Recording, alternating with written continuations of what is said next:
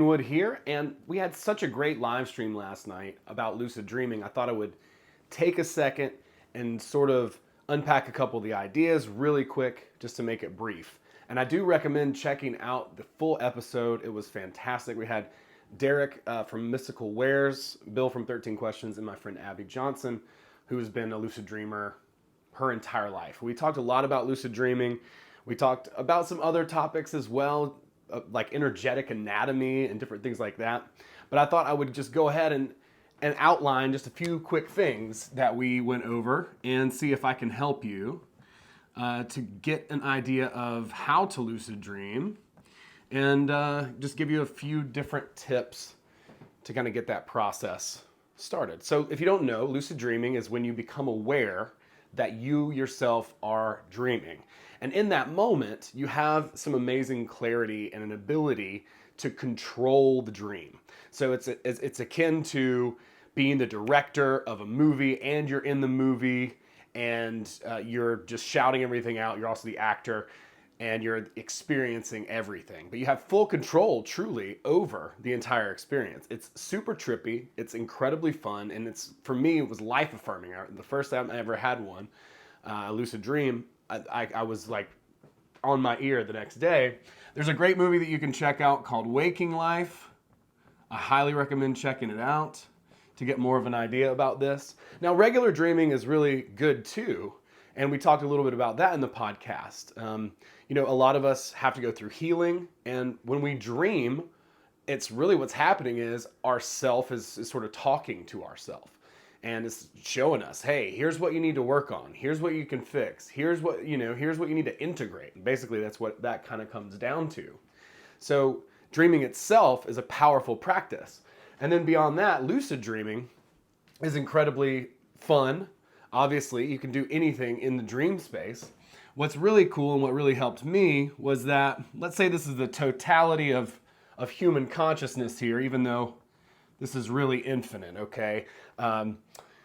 The mind, or God, or infinity, or the film rolls archive, the living library was one, someone said. 5D consciousness. This is us. This is our inert material world, right? But beyond that, there is limitlessness, and this is all synonymous with the dream world. So within the dream world, that's the astral world. It's everything that's not the physical world. So it's the mental mind of the all, of God, whatever. And so every night, we're playing in this infinite film roll archive, right? And our self is going to give us experiences and prompt us to do certain things to basically promote our growth so that our consciousness expands, right? Like we are continuously opening up and becoming aware of more and more and more and more. As cliche as that sounds, that's what's going on. We're climbing up in levels of consciousness, becoming more and more aware until we get to a higher awareness.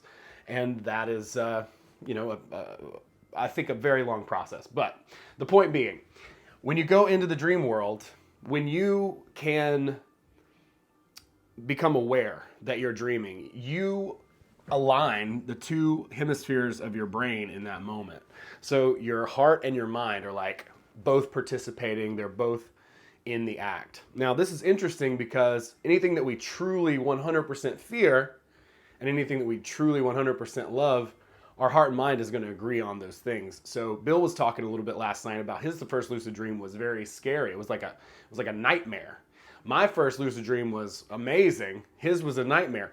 And the reason why is because we are pulling the reality toward us that we are aligned within. So if that's fear, being scared of something, then that. If it's fun, pleasure, 100% something that we want, then we go in that direction. And that is actually what intention is.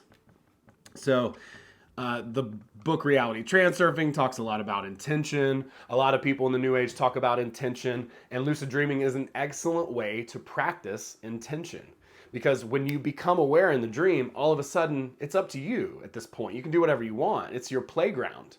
And so that intention is the same intention in here, the dream world, as it is in the third dimensional world. It doesn't matter if it's out there or in here.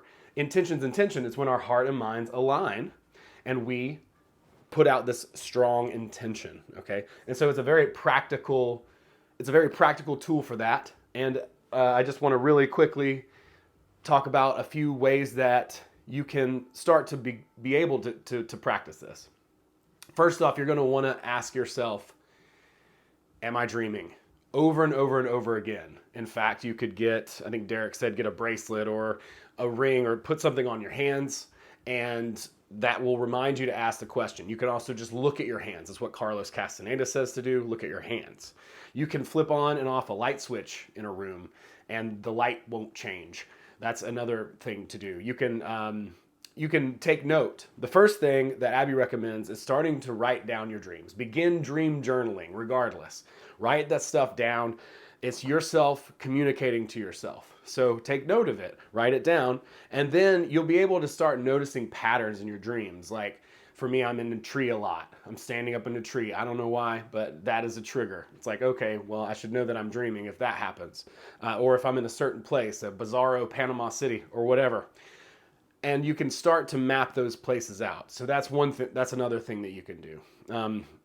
As far as just different dream practices, start with a journal, and then just start by finding a way to just ask yourself, am I awake or am I dreaming? Am I awake or am I dreaming? Am I dreaming right now? As crazy as the world is, it's easy to believe that you might be. So just keep doing that. And the more that you do that, eventually you will have a lucid dream. And especially right before you go to bed, and this will be my final tip, tell yourself, tonight I'm going to remember my dreams. I'm going to become conscious in my dreams. Right before you go to sleep, just make that statement and state it.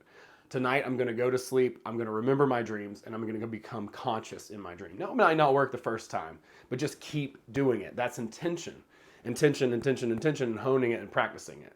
So when you get into the dream world, it's crazier than any drug that you've ever done. You can literally do whatever you want in there, and it's consequence free. So that's kind of cool too. So we had an awesome stream last night. I'm going to recommend that you go and check it out. We talked about a lot more things, and it was a lot of fun, but I thought I would go ahead and just make a quick video and just give an outline of just a few things that you can do to go ahead and start lucid dreaming now. So try those things, comment below. If you like what I had to say, share the video.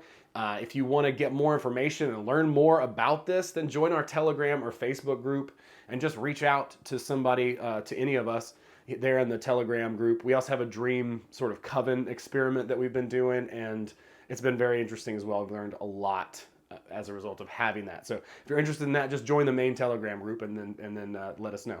Cool. Peace, preach, and apple grease. I don't know. That doesn't make any sense. Have a great day, y'all.